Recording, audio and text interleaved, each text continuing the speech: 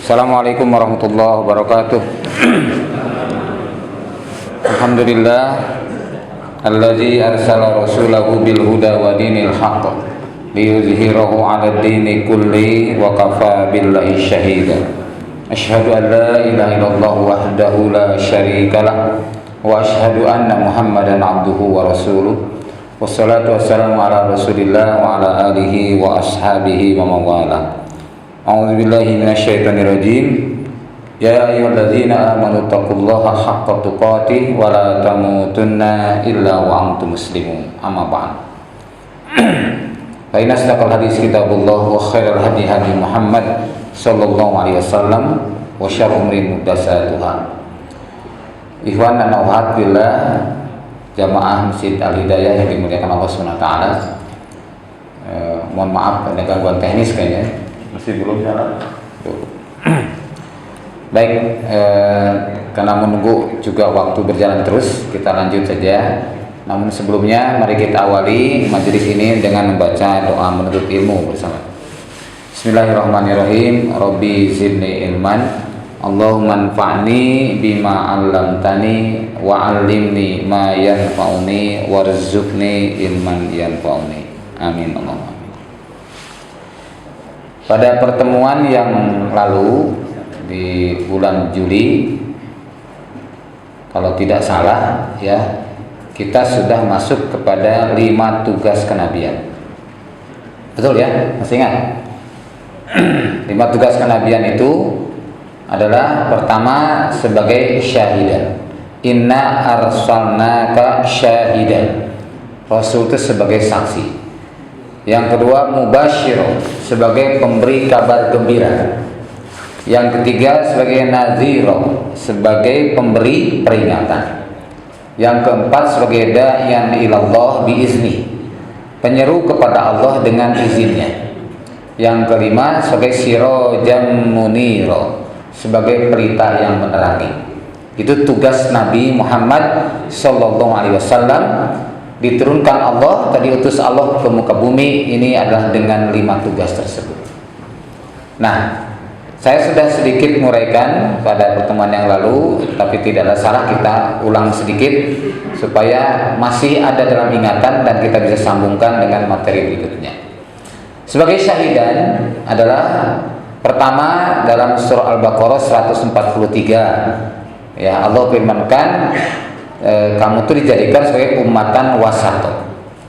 Ya, wa ja'alnakum ummatan wasato, umat yang pertengahan, umat yang yang terbaik. Ya, sama dengan khairul ummah.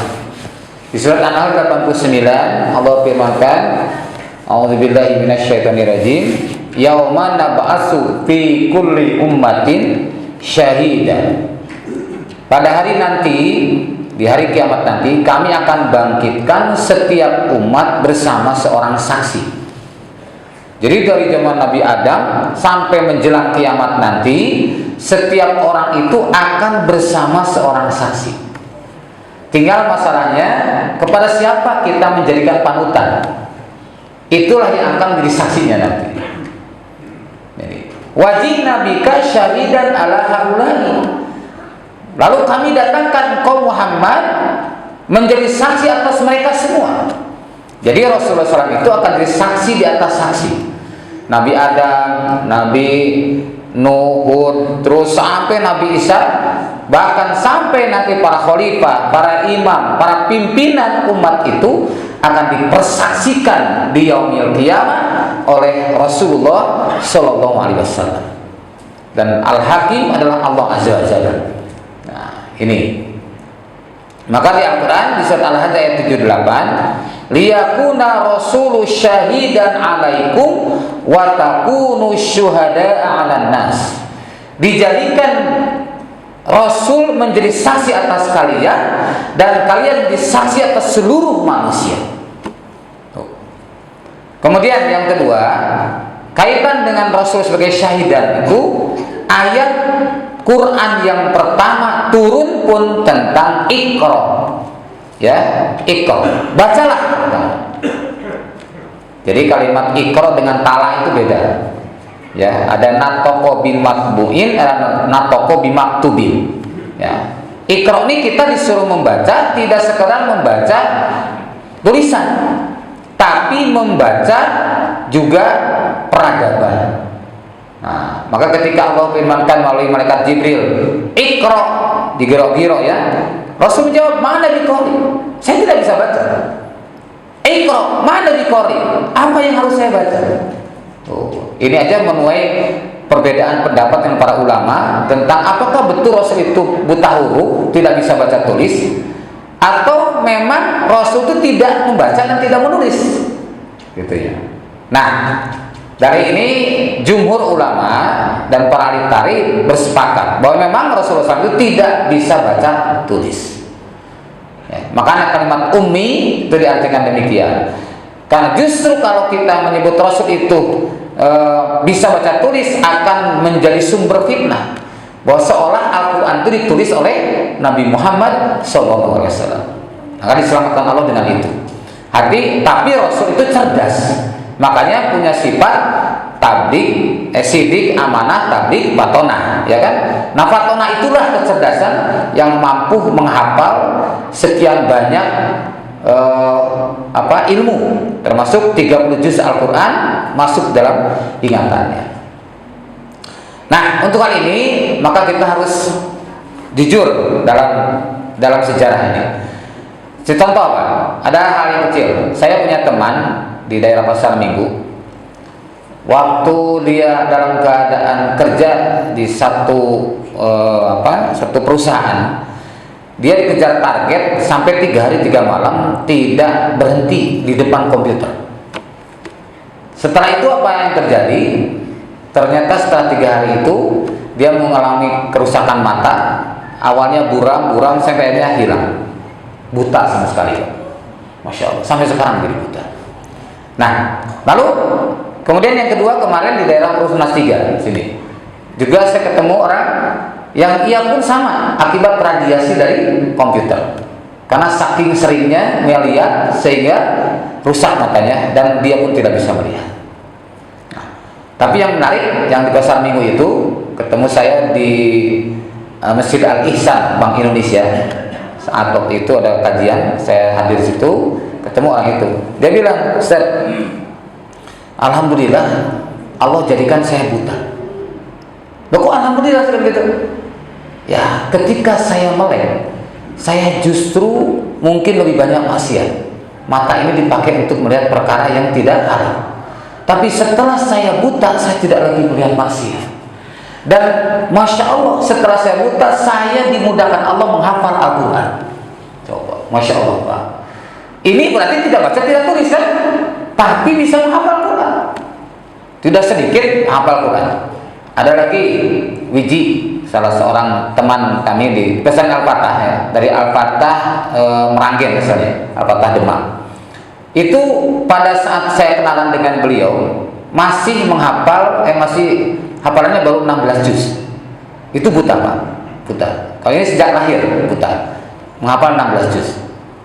Kemudian ketika ditanya pada saat forum, ditanya, baca Wiji surat Anu, baca. Terus kata ustadznya, kamu jelaskan apa itu kedudukannya. Dia jelaskan, oh ini kedudukannya sebagai maf'ul, oh ini adalah sebagai mudhaf ilaih, jelasin semua. Pokoknya bahasa Arab dijelasin semua. Ya, Masya Allah. Nah, tidak lama setelah itu dia bilang ke saya, saya mau melanjutkan kuliah. Kuliah di mana? Di WNS Solo. Ya. Kemudian terus hafalannya kan belum selesai. Ya nanti saya selesaikan di Mahat Abu Bakar. Nah, jadi dilanjutkan di Madokar sampai 30 juz, Pak. Jadi dia selesai S1, kemudian 30 juz selesai dalam keadaan buta. Dan prestasinya bagus. Ini yang menarik lagi apa? Sudah gitu dia bilang saya, Ji, itu kamu kalau mau ke Cilengsi, mau ke pesan Al-Fatah Cilengsi, gimana caranya? Mudah saja katanya. Saya nggak usah dituntun juga sampai katanya. Loh, kok bisa gitu ya? Rupanya dia menggunakan kekuatan ingatan dan kekuatan hatinya, dia bisa menebak, oh ini Pak berhenti di sini, berhenti, terus naik terus sampai. Nah, sampai lagi pesantren Al-Fatah. Nah, yang menarik lagi, satu saat ada rombongan dari Jakarta tersesat di Solo. Nah, terus di sini kata Ustadz di sana tuh, itu ada ikhwan tuh tersesat katanya di Solo, nggak bisa keluar, mau ke Jakarta. Mana Pak, kasihkan teleponnya. Di mana Pak? Saya di Solo. Di jalan apa? Di jalan jelasan. Oh, Bapak mau keluar ke Jakarta. Nanti Bapak lurus kurang lebih sekian kilometer, belok kiri, terus sampai tol, Pak. Subhanallah, luar biasa. Itu buta. Lebih menarik lagi apa? Begitu tiba-tiba dia bilang, "Saat saya mau nikah." Wih, baru lama kamu cerita jadi sarjana mau nikah. Emang udah dapat calonnya? Sudah, Ustaz. Dari di mana ketemunya? Di Facebook. Itu orang buta, Masya Allah. Nah, ini artinya bukan suatu perkara yang mustahil. Rasulullah SAW dengan patonahnya bisa menghafal 30 juz. Ya. Jadi ini untuk membantah orang-orang orientalis yang menuduh Rasul itulah yang membuat Al-Quran. Nah, itu ya. Baik, lanjutkan. Jadi itulah, maka Iqra di dalam Al-Quran, contoh dalam surah Al-Isra ayat ke-14. Iqra kitabaka kafa binafsikal yauma 'alaika hasiba. Bacalah oleh kamu kitabaka, kitab catatan hidupmu. Kafa binafsikal yauma, cukuplah dengan dirimu sendiri pada hari ini menjadi penghisabnya. Tuh. Jadi tidak perlu kita bertanya pada orang lain, minta penilaian orang lain. Kita ini orang soleh atau bukan, nggak usah. Introspeksi aja, evaluasi aja, muhasabah saja, Allah nanti akan tunjukkan. Seperti ini, sekarang tahun 1445. Nah, selama 1444 itu mana yang banyak, dosa atau pahala, maksiat atau taat? Tentu kita sendiri yang tahu dengan Allah SWT. Ya. Kalau minta nasihat pada orang lain boleh, tapi jangan pernah minta penilaian kepada yang lain. Kemudian juga dalam surah Al-Isra ayat 71 juga kalimatnya begitu. Yauma nad'u kulla unasin biimamihim. Kami akan memanggil semua manusia nanti di hari kiamat biimamihim, dengan imam mereka, dengan pimpinan mereka. Faman utiya kitabahu biyaminihi, maka barang siapa yang Allah berikan kepadanya kitabnya biyaminihi, dengan tangan kanannya, faulaika yaqrauna kitabahum, maka mereka akan membaca kitab-kitab mereka, wala yuzlamuna fatila, dan tidak akan dizalimi sedikit pun. Tuh. Jadi Masya Allah, di sini setiap kita akan punya kitab masing-masing. Ada yang diterima dengan tangan kanan, diterima dengan tangan kiri. Nah, yang diterima tangan kanan itu adalah orang baik. Tapi kemudian Allah memberikan peringatan. Ayat berikutnya, ayat 72-nya, wa man kana fi hadi a'ma, dan barang siapa yang di dunia ini dia buta hati, tidak mau menerima kebenaran, pura-pura tidak tahu yang benar. Ya. Wa man kana fi hadi a'ma wa fil akhirati a'ma wa huwa fil akhirati a'ma, maka dia nanti di akhirat akan benar-benar buta. Wala yuzlamuna fatila. Wa sa'an sabila. Dan wadul sabila, dia lebih sesat dari jalan benar. Jadi mangkana fi hadi a'ma, siapa yang buta di dunia, wa huwa fil akhirati a'ma wa adallu sabila, dan dia akan buta di akhirat nanti dan lebih sesat dari kebenaran. Nah, kemudian dalam surah Toha 124 berkaitan dengan ini, Allah firmankan, wa man a'rada an zikri fa inna lahu ma'isyatan dongka, dan barang siapa yang berpaling dari peringatanku, sering dinasehatin, sering dapat tausiah, sering dapat ilmu, tapi dia a'rada, dia berpaling dari peringatan itu, artinya tidak peduli dengan peringatan, maka Allah janji, wa man a'rada an zikri fa inna lahu ma'isyatan dongka, maka sesungguhnya baginya ma'isyatan dongka, kehidupan yang sempit, kehidupan yang susah, kehidupan yang serba sulit, kalau dia menghindari atau menjauhi peringatan dari Allah SWT. Wa nahsyuruhu yaumal qiyamati a'ma, dan kami akan kumpulkan ia di hari kiamat dalam keadaan buta. Tuh, tadi di dunia butanya buta hati, di akhirat jadi buta mata, Pak. berikutnya itu di 126-nya. Rabbi, ya Allah, lima hasyartani a'ma wa qad kuntu basira. Ya Allah, kenapa engkau kumpulkan aku dalam keadaan buta? Padahal aku tuh melihat ketika di dunia. Oh, Masya Allah. Coba kita bayangkan, kira-kira bisa nggak terbayang susahnya di saat miliaran manusia berkumpul di satu tempat. Itu yang namanya dengan Ardul Akbar atau pameran besar. Yang kata Umar bin Khattab, wa tazayyanu lil ardil akbar. Berhiaslah kalian untuk pameran akbar. Apa pameran akbar itu? Alam mahsyar.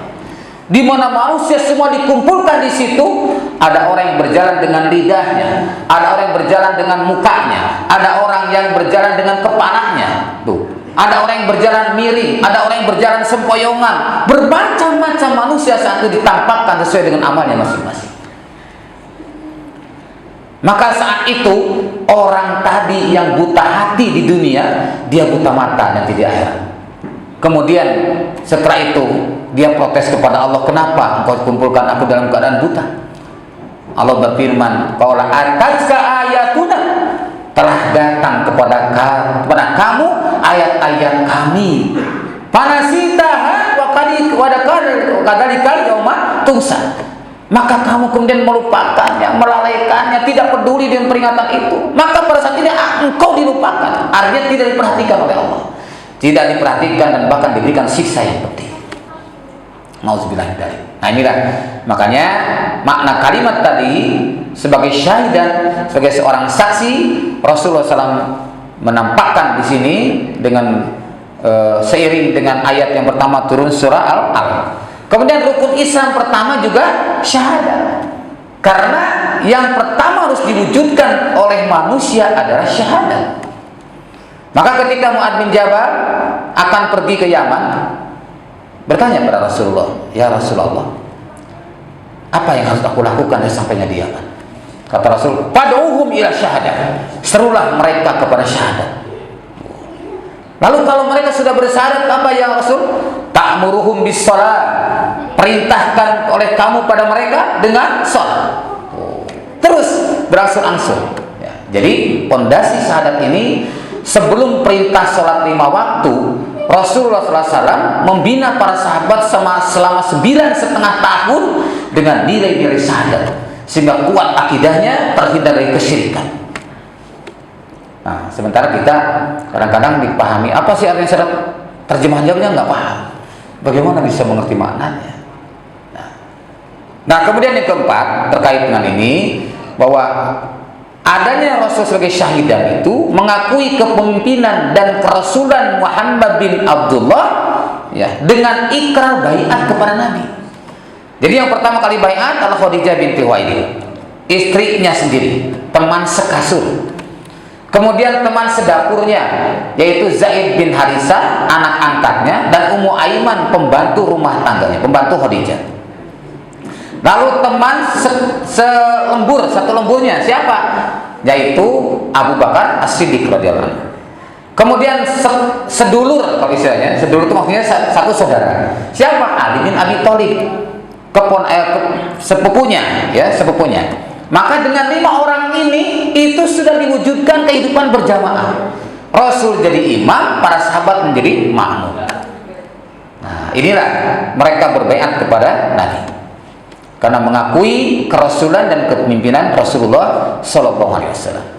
Yang kelima, bahwa sebagai syahidan artinya sebagai uswah dan qudwah umat Islam. Rasul itu sebagai teladan dan panutan. Kemudian sebagai sentral kepemimpinan dunia Islam. Jadi bukan kepemimpinan negara.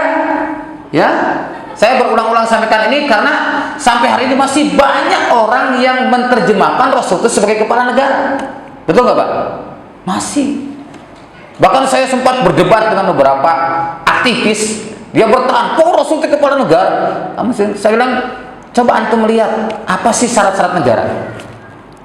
Coba lihat dalam peraturan. Dan kapan itu istilah negara itu muncul?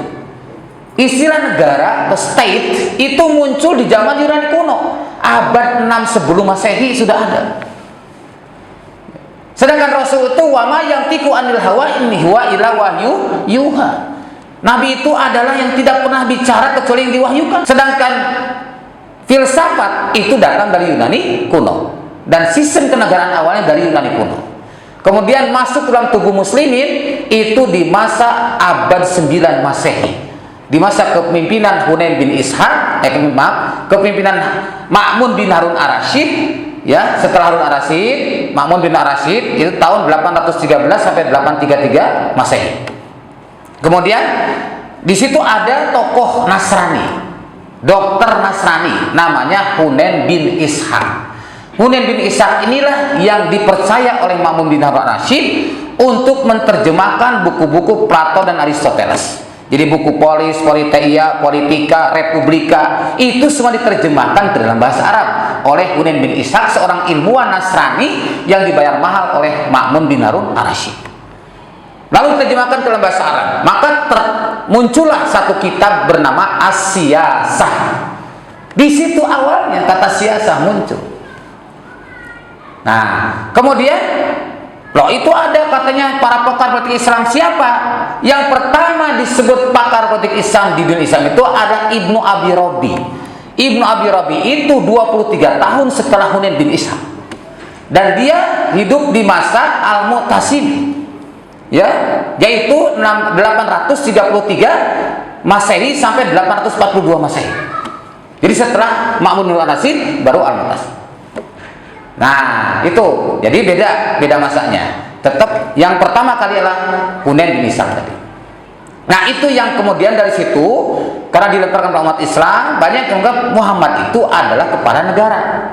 Jadi dikecilkan, Pak. Padahal jelas ayatnya, wa ma arsalnaka illa rahmatan lil alamin. Tidaklah kami utus Muhammad, engkau Muhammad, kecuali untuk rahmat seluruh alam. Sekarang saya tanya, adakah kepala negara yang merahmat seluruh alam? Ada tidak? Wa ma arsalnaka illa kafatan linnas. Tidaklah kami utus engkau Muhammad kecuali untuk seluruh manusia. Ada kepala negara untuk seluruh manusia? Enggak ada. Masa kita memposisikan Rasulullah SAW disamakan dengan Pak Jokowi? Menghina itu namanya. Tuh, Masya Allah. Ya, nggak bisa disamakan dengan presiden. Rasulullah SAW untuk rahmat seluruh alam dan untuk seluruh manusia. Maka Imamur Rasul wa Sayyidul Anbiya, imam para rasul dan penghulu para nabi. Dan Rasulullah adalah kepemimpinannya dilanjutkan oleh khalifah. Maka status khalifah pun sama, bukan kepala negara, karena mewarisi kepemimpinan Nabi Muhammad SAW. Bedanya apa? Kalau khalifah itu mewarisi, melanjutkan, ya, sedangkan pondasinya dipasang oleh Nabi Muhammad SAW. Dan para khalifah tidak mendapat wahyu, paling ilham. Tapi kalau Rasul dapat wahyu, di situ bedanya. Nah, kemudian yang berikutnya adalah mubasyiron bil jannah. Dalam tafsir disebutkan mubasyiron bil jannah. Rasul itu sebagai pemberi kabar gembira dengan surga. Jadi memberikan kabar gembira dengan surga dan pahala yang berlimpah. Jadi ini tugas para ulama, tugas kita semua menyampaikan pada umat itu tentang indahnya surga. Sampai satu ketika Rasulullah SAW ditanya oleh sahabat, ya Rasulullah, bagaimana sih perbandingan antara kenikmatan nanti dengan kenikmatan dunia itu? Kata Rasul, coba masukkan jarimu, telunjukmu masukkan ke samudra, angkat air yang menetes di jari telunjukmu itu gambaran kenikmatan dunia. Samudra dan isinya itulah gambaran kehidupan akhirat. Masya Allah, Pak. Nggak bisa dibandingkan. Makanya surga itu tidak bisa dijangkau dengan mata kita, dengan telinga kita, tidak bisa. Ya. Tapi kita tetap memotivasi diri dan motivasi orang lain bahwa kenikmatan surga itu karena tidak bisa dibandingkan, maka dunia ini sangat-sangat sedikit. Jangan sampai kita termasuk orang yang disebut oleh Rasulullah SAW, innallaha yubbidu, ya. Innallaha yubbidu kulla alimin bidunya jahilin bil akhirah. Jadi sesungguhnya Allah Ta'ala itu, Allah membenci setiap orang yang pandai, yang cerdas, yang terampil dalam urusan dunia, tapi jahilin bil akhirah, tapi bodoh urusan akhirat. Kalau urusan dunia, woi, cerdas luar biasa. Lihat kotoran bisa jadi uang. Lihat sampah jadi uang. Kenapa? Karena naluri bisnisnya tinggi. Tapi bodoh urusan akhirat. Dia tidak tahu mana tauhid, mana syirik, mana akhlak mahmudah, mana akhlak mazmumah. Nggak tahu mana sunnah, mana bukan sunnah, tidak tahu. Kenapa? Bodoh urusan akhirat. Nah, itu jangan sampai termasuk orang seperti ini. Ya, maka Rasul berpesan, dan al-kaisu mandana nafsahu, bahwa orang cerdas itu orang yang selalu melakukan muhasabah. Wa amila lima ba'dal maut, dan dia beramal untuk sesudah kematian. Berbekal-bekal untuk sesudah kematian. Wal ajizu, dan orang yang lemah, orang yang dungu, orang yang bodoh adalah orang yang man atba'a nafsahu hawahan, orang yang selalu mengikuti hawa nafsunya, wa tamanna 'ala Allah, dan ia berangan-angan terus kepada Allah. Ya, mudah-mudahan si Allah merahmati kita. Allah kan Maha Pengampun, semoga Allah ampuni dosa-dosa kita. Hanya berangan-angan doang seperti itu. Tapi tidak beramal, tidak berkiprah, tidak berusaha belajar, nggak berusaha membersihkan dirinya dari kesyirikan, tidak membersihkan dirinya dari akhlak yang buruk, hanya berangan-angan saja. Ini orang yang dungu. Kemudian kalimat mubasyiran bil jannah juga menunjukkan jalan-jalan kebenaran kepada umat. Jalan-jalan ke surga ditunjukkan. Jadi contoh majelis taklim ini. Ini desain itu jalan ke surga. Ya. Rasulullah SAW bersabda, "Man salaka tariqan yaltamisu fihi ilman, salallahu lahu bihi tariqan ilal jannah." Barang siapa yang bersegera ke tempat kajian-kajian ilmu, Allah akan mudahkan jalannya ke surga. Masya Allah. Bapak dan Ibu mau masuk surga kan? Mau nggak? Mau mati atau nggak? Mau surganya mau, tapi matinya tidak mau. Ya masuk surga ya mati dulu lah. Ya. Jadi tuh, jadi ketika orang berangkat ke majelis taklim itu, dia sepanjang perjalanannya tiap langkahnya mencatat kebaikan dan menghapus keburukan. Langkah pertama mencatat kebaikan, kedua menghapus keburukan, ketiga mencatat kebaikan, keempat menghapus keburukan, terus begitu sampailah di tempat di majelis tadi. Setelah di majelis, apa yang dihitung? Oleh Allah tidak dihitung lagi langkahnya karena sudah duduk, tapi yang dihitung adalah naik turunnya napas. Jadi naik turunnya napas ini menjadi penghapus dosa dan pencatat kebaikan. Tapi walaupun demikian, Bapak dan Ibu tidak perlu dipercepat ya napasnya, biasa-biasa aja. Ya. Nah, kemudian yang ketiga, menjelaskan nikmatnya surga dengan segala keindahannya. Kita perintahkan bahwa betapa surga ini tidak bisa dibandingkan dengan apapun. Ya. Yang ketiga, tugas Nabi itu naziron minan nar. Naziron minan nar, sebagai pemberi peringatan dari dahsyatnya api neraka. Dia berikan peringatan pada orang-orang yang durhaka, orang-orang yang kafir dengan siksaan yang mengerikan. Tunjukkan ciri-ciri atau jalan-jalan neraka untuk kita menghindari. Ya. Seperti contoh dalam surah An-Nisa 114. Maaf, 115. Kalau 114, la khairu fi katsirin min najwahum illa man amara bi shadaqatin aw ma'rufin aw islahin bainan nas.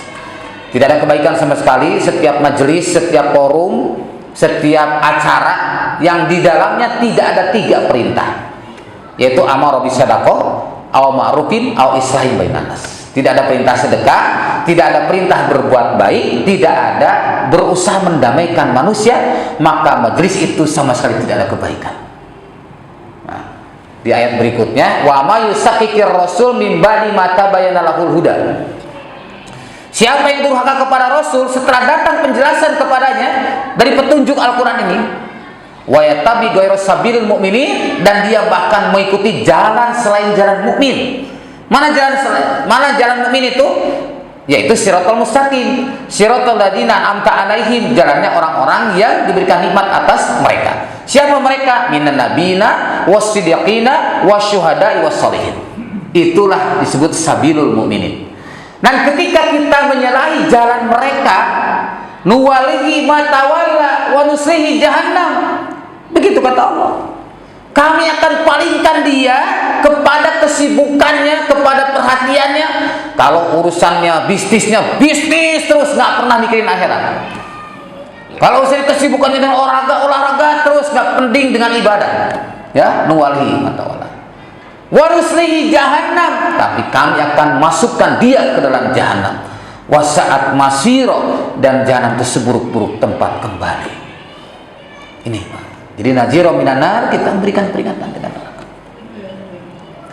Lalu mengarahkan umat untuk menjauhi perkara yang dapat mendatangkan murkanya Allah.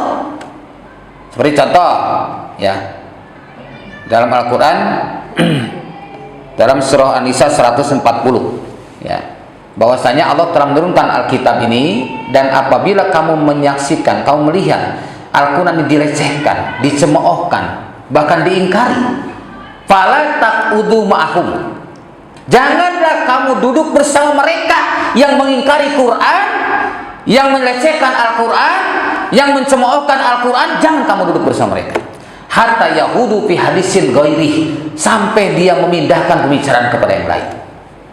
Innakum idza misluhum, sesungguhnya kalian semisal mereka kalau bersama mereka. Maka kalimatnya kan man tasyabbaha biqaumin fahuwa minhum, siapa yang menyerupai satu kaum, dia bagian dari kaum tersebut. Nah, kemudian Allah firmankan di kalimat terakhirnya, innallaha jami'ul munafiqina wal kafirina fi jahannama jami'a. Sesungguhnya Allah akan mengumpulkan orang-orang kafir dan orang-orang munafik di dalam neraka mereka bersama-sama. Jadi orang munafik itu kalau di dunia bersama kaum muslimin karena KTP-nya Islam, ya, label-labelnya Islam, atribut-atributnya Islam, tapi di akhirat orang munafik akan digabungkan oleh Allah dalam neraka jahanam bersama orang kafir. Nah, ini maka nazira minan nar, sampaikan peringatan-peringatan neraka itu. Yang keempat, tugas Nabi itu adalah da'iyan ilallahi biizni, menyeru kepada Allah dengan izinnya, menyeru kepada Allah dengan izin Allah. Artinya apa? Kok kenapa yang tadi tidak syahidan biizni, mubasyiran biizni tidak ada, naziran biizni pun tidak ada, tapi ketika da'iyan ilallahi biizni, menyeru kepada Allah dengan izinnya. Kenapa? Karena dakwah itu ada konsekuensinya. Kita menjelaskan surga, tidak masalah. Kita menjelaskan tentang neraka pun belum ada masalah. Tapi ketika kita mengajak, ayo ikut, ayo sama-sama, ayo kita laksanakan, di situ baru ada konsekuensi. Akan ada yang menerima, akan ada yang menolak, bahkan ada yang menganiaya. Kalau sekedar dibiarkan mungkin tidak terlalu, tapi ada yang sampai diintimidasi. Konsekuensinya begitu. Maka seruan ini menyeru pada semua makhluk untuk menyembah kepada Allah, hanya kepada Allah. Menyeru untuk bersyahadat bahwa tidak ada yang patut disembah selain Allah dengan seizinnya. Kemudian yang ketiga, dalam surah Yunus ayat 99 dan 100 Allah firmankan, walau syaa rabbuka la ja'alna nasa ummata wahidah. Maaf, itu surat Hud ya.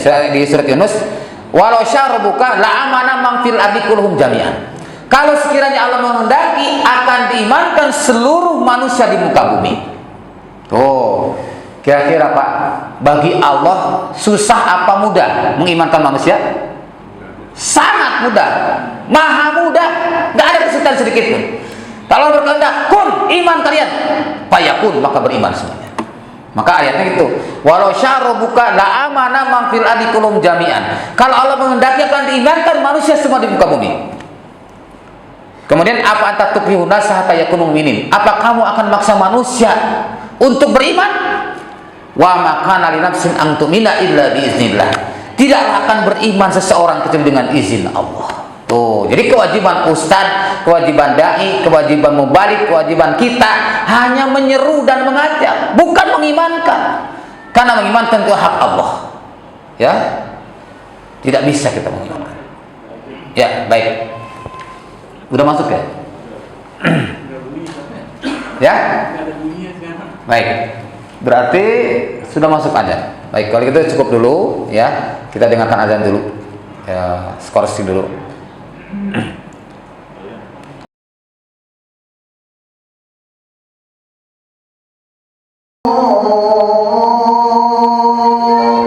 La ilaha illallah Allahumma rabb hadhihi da'wati tammati was-salatu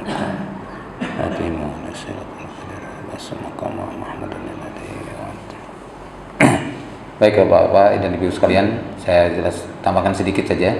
Jadi tadi setelah Allah SWT menyebutkan kalau Allah menghendaki akan diimankan seluruh manusia di muka bumi. Ya.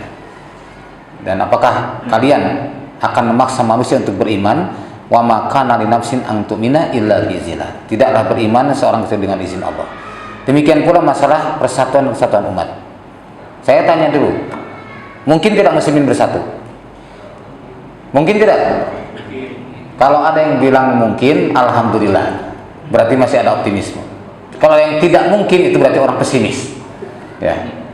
Jadi silakan buka surah Al-Baqarah 259. Ibrohnya adalah peristiwa Nabi Uzair, ya, ketika melewati satu kampung, lihat kampung itu porak-poranda, kemudian dia bilang, apakah mungkin negeri atau daerah yang sudah porak-poranda akan bisa utuh kembali? Lalu kemudian oleh Allah ditidurkan, ya, dia ikat keledainya, makanan minumannya pun tak sempat makan, keburu ngantuk, ditidurkan. Sudah tidur berapa lama? 100 tahun. Setelah 100 tahun, Allah mengutus malaikat untuk bangunkan Uzair. Tanya mereka, siapa Uzair itu? Tanya, berapa lama? Akhirnya, kamu labista, berapa lama kamu tidur? Dia menjawab, labistu yauman au ba'du yaum. Aku tidur sehari atau setengah hari. Nah, terus dibilang, kamu tuh sudah tidur di atas sana. Mi'ata am, gitu, mi'ata amin, yaitu 100 tahun. Ungdur ila ta'amika wa syarabika lam yatasanna. Coba kamu perhatikan makanan dan minumanmu, wah dilihat belum berubah, masih utuh. Nah, yakinlah sehari atau setengah hari kan? Tapi ungdur ila himarika, begitu diperhatikan keledainya tinggal tulang belulang. Baru di situ yakin, wah ia sudah 100 tahun. Kemudian Allah berfirman di Al-Quran, kaifa nusizuka, bagaimana aku menjadikan ya kepada kamu itu keledai tadi akan jadi satu ekor keledai lagi yang utuh. Nyata alhamdulillah diperlihatkan oleh Allah, semua menuju tulang pokok dan jadilah seekor keledai kembali seperti semula, bukan keledai yang lain, keledai yang sudah hancur tadi dijadikan utuh kembali. Ini artinya apa? Bukan perkara mustahil.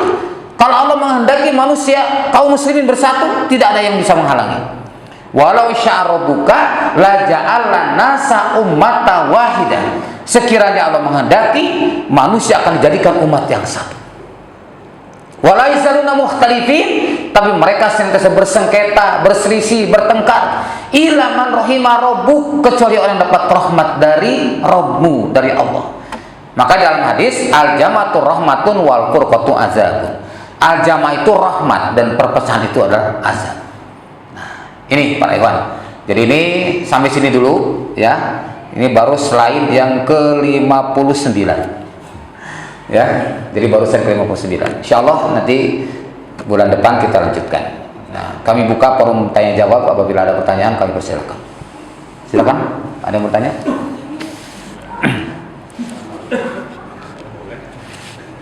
Ya, silakan.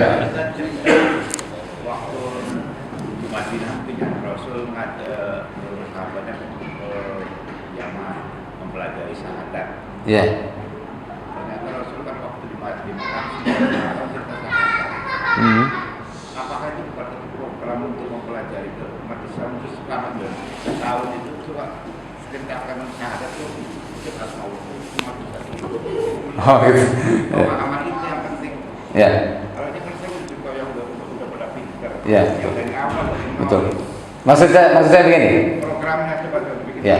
Jadi kan turun Al-Quran dari mulai surat Al-Alaq, Al-Qalam, Al-Muzammil, Al-Mudassir terus ya sampai terakhir kan surat Al-Maidah. Nah, adapun rukun Islam yang 5. Rukun Islam yang 5 itu baru syahadat. Gitu. Rukun Islam yang 5 itu baru syahadat, belum ada sholat 5 waktu. Apakah ada sholat sebelum itu?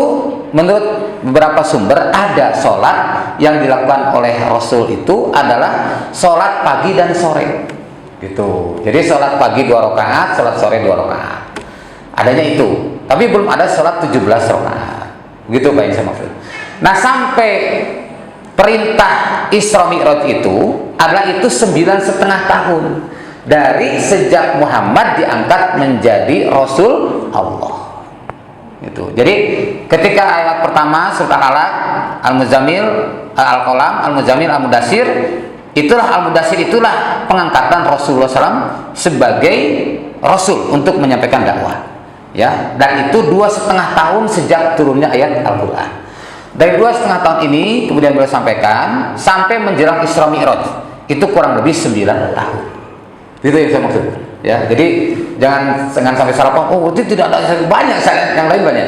Tapi rukun Islam khususnya hanya syahadat yang ditampilkan, yang diajarkan oleh Rasulullah SAW. Adapun yang lainnya tentang adab, tentang keserian banyak juga yang diajarkan oleh Rasulullah SAW selama di Mekah. Nah, bahkan kemudian setelah perintah sholat 5 waktu, ya Rasul mengajarkan sholat menghadap ke Masjidil Aqsa. Ya, waktu di Mekah tuh. Kemudian hijrah, setelah hijrah 17 atau 16 bulan masih ke Masjidil Aqsa. Baru ada perintah berkiblat ke Masjidil Haram. Demikian. Ya, jadi bukan berarti hanya syahadat saja, tapi yang dalam rukun Islam itu syahadat yang terus diulang-ulang oleh Rasul, ditanamkan keyakinan agar para sahabat itu betul-betul berimannya kepada Allah dan kepada Rasulullah SAW, sehingga ketaatannya itu mutlak. Ya, demikian. Ada lagi? Silakan. Ya, silakan Pak. Ya. Kan ada hadisnya kan Nabi bilang 1.500 tahun. Saya nggak tahu statusnya ada apa sahih. Artinya bisa jadi kita masuk di periode yang memang kita terpecah-pecah sebelum datangnya Imam Mahdi. Apa itu mungkin? Soalnya kalau lihat kondisi sekarang sepertinya agak susah. Bukan saya pesimis tapi realistis saja. Untuk Indonesia aja udah nggak mungkin lah. Baik. Jadi pertama kita ingin ini dengan ayat tadi ya. Beriman kan dengan ayat itu ya, bahwa bagi Allah tidak ada yang sulit untuk menyatukan kaum muslimin.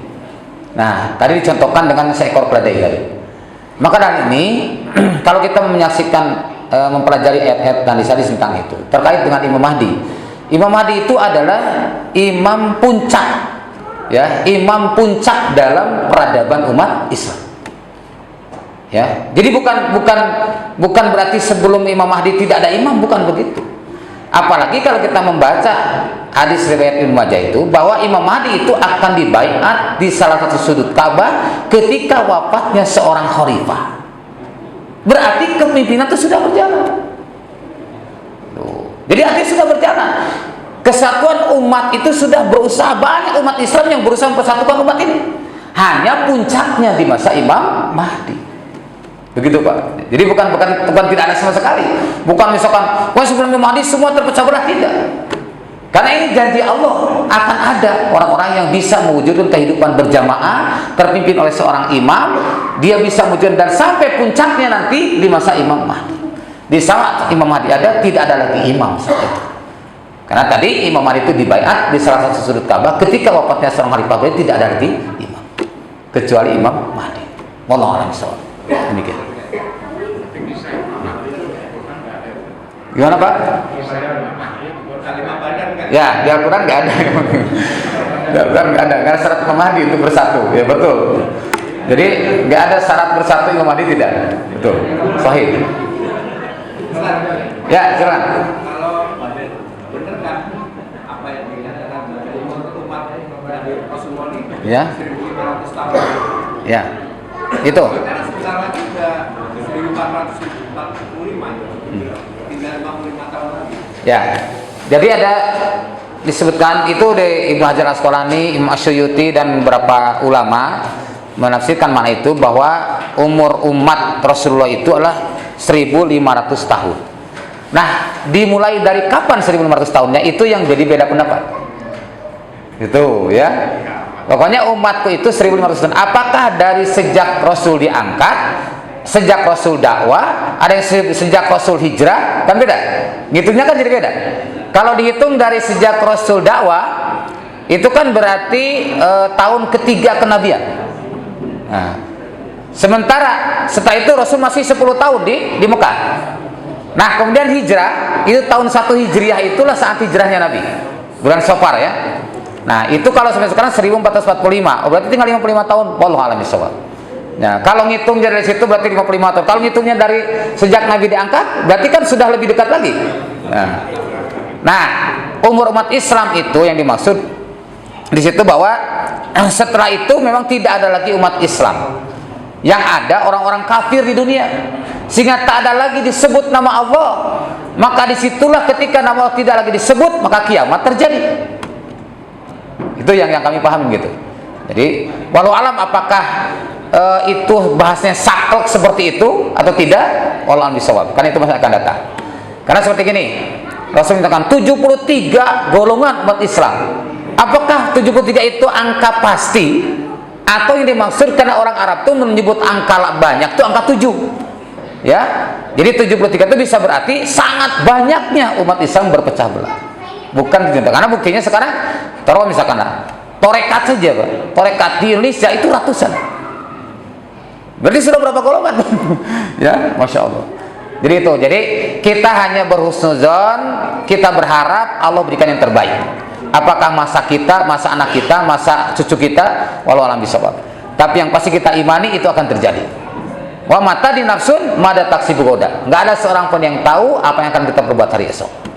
Jadi jangan sampai terlalu berlebihan. Seperti dulu ada buku judul Kiamat 2012, ternyata nggak ada apa-apa. Bukunya itu laris Pak, Kiamat 2012 itu ya, Masya Allah, ternyata tidak terjadi apa-apa. Nah ini, jadi sekarang pun seperti, wah nanti 2024 pasti loh akan umat Islam menang. Belum tentu. Itu hanya prediksi-prediksi dari hitungannya, silakan. Orang mau optimis silakan. Mau, tapi jangan memastikan, itu maksudnya. Jangan sekali-kali memastikan, karena hari esok itu urusan Allah, itu urusan gaib. Ya. Berjuang saja, berjuang, berusaha untuk mempersatukan umat, itu karena perintah dari Allah dan Rasul. Adapun di antara mereka akan dipilih oleh Allah, wajtabakum wa ma ja'ala 'alaikum fid dini min haraj. Allah akan memilih di antara kalian sehingga dimudahkan dalam melaksanakan Islam ini. Tuh, jadi Allah akan memudahkan al-pilih di antara mereka. Jangan pernah berhenti. Ya. Demikian. Ada lagi? Oh, masih ada? Cukup. Baik, alhamdulillah. Mudah-mudahan ada manfaatnya. Mohon maaf bila ada yang kurang berkenan. Wa'alaikum. Mari kita tutup dengan kafaratul majelis. Subhanakallahumma wa bihamdik, asyhadu an la ilaha illa anta, astaghfiruka wa atubu ilaik. Walhamdulillahirabbil alamin. Wassalamualaikum warahmatullahi wabarakatuh.